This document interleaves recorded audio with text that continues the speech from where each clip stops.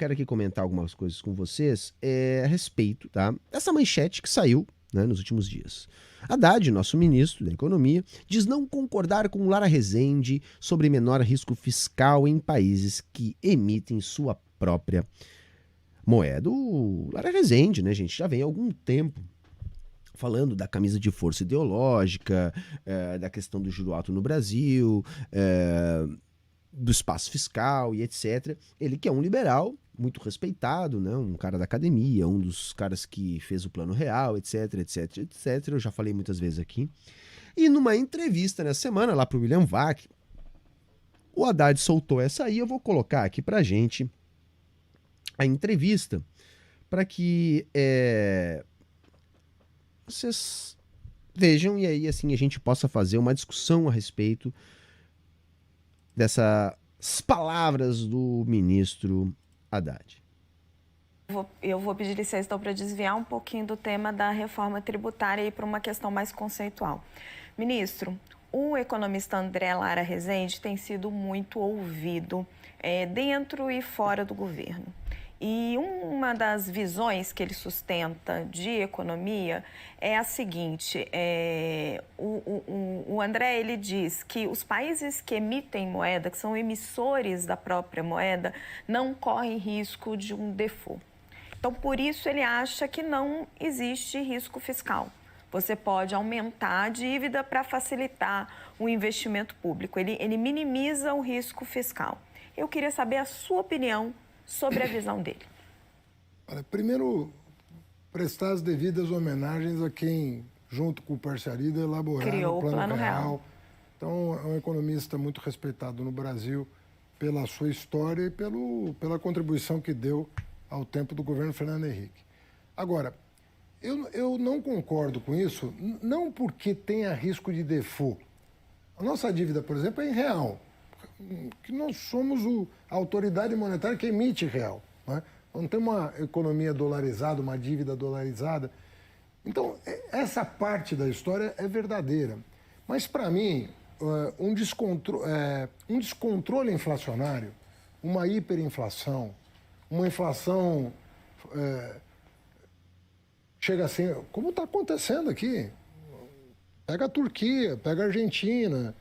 São países que estão perdendo o controle sobre as suas moedas. Meu Deus do céu, gente, eu fico chateado, sabe? Porque isso é uma caricatura. É uma caricatura que ele está fazendo. Comparando com a Argentina, que está numa situação dessa por uma ausência de dólar, o Brasil com 370 bilhões de dólares de reserva, Turquia, mesma coisa. Hiperinflação. Você sabe o que é hiperinflação? Gente, hiperinflação é quando a moeda deixa de ser utilizada para fazer trocas comerciais. É quando os agentes econômicos começam a negar a utilização da moeda por não acreditar na moeda nem como elemento apenas de troca. Para você ter uma ideia, tecnicamente, nem durante a nossa superinflação a gente teve uma hiperinflação aqui no Brasil. Porque por mais que a unidade de conta tenha saído da nossa moeda e tenha ido para o dólar, tá?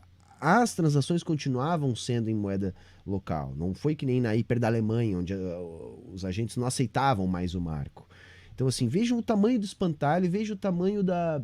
Assim, é um pouco constrangedor, sabe? Eu vou ter que classificar dessa maneira, vocês me desculpem, mas me parece despreparo do Haddad. Ele repetiu ipsis literis o espantalho mais bizonho feito pela direita a respeito do gasto público. Só que o cara é dito de esquerda, que é o ministro da Economia do Lula, que prometeu retomar o investimento público no Brasil. Aí ele faz um espantalho desse tipo, fala olha, nós não vamos quebrar, mas se tiver uma hiperinflação, e vocês vão ver, eu vou deixar ele falar mais um pouquinho, ele vai falar que essa hiperinflação é como se fosse um default. Ok, uma hiperinflação seria como um país quebrando, mas qual o risco disso acontecer? Com as reservas de dólar que nós temos, com a capacidade ociosa que nós temos na economia, com o nível de atividade econômica que a gente está, né? Com o nível de desemprego que a gente está.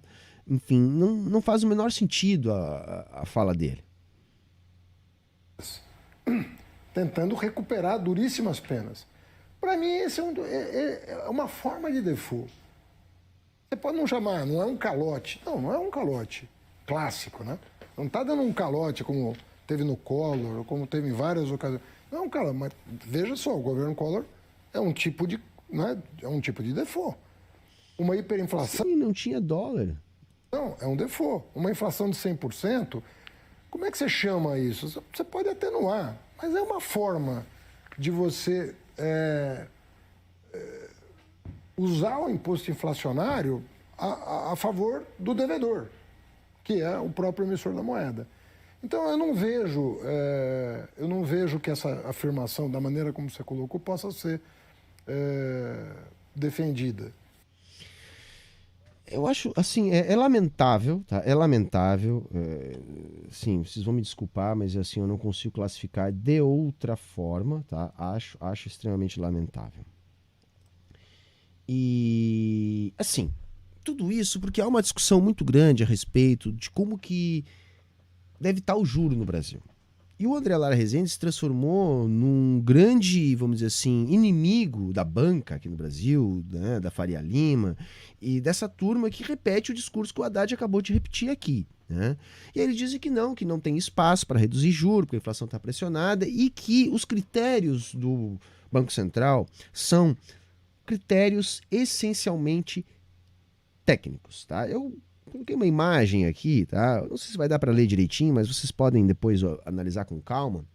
Uma matéria que saiu no Estadão, mostrando, a princípio, os critérios técnicos que embasam o estabelecimento da taxa de juros pelo Banco Central, né? Que agora é autônomo, né? O Banco Central que tem autonomia para fazer aquilo que o Conselho controlado pelo governo determina. Pois bem, então, segundo o que vocês podem ler ali, então nós vamos usar modelagem, então vão ser feitos a partir de indicadores apolíticos que apenas refletem as circunstâncias de mercado, indicando uma necessidade empírica de mantermos uma taxa de juros no patamar que está, se não até mesmo maior, né? Por causa do medo da inflação. O espantalho lá que o Fernando Haddad acabou de contar para nós. E a birra de todo o mercado com o André Lara Rezende, e que infelizmente o ministro da Economia, Fernando Haddad, está ali reproduzindo, tem a ver com as sapatadas que o André Lara Rezende vem dando, né, nestes argumentos utilizados pela banca para estabelecimento da nossa atual taxa de juros.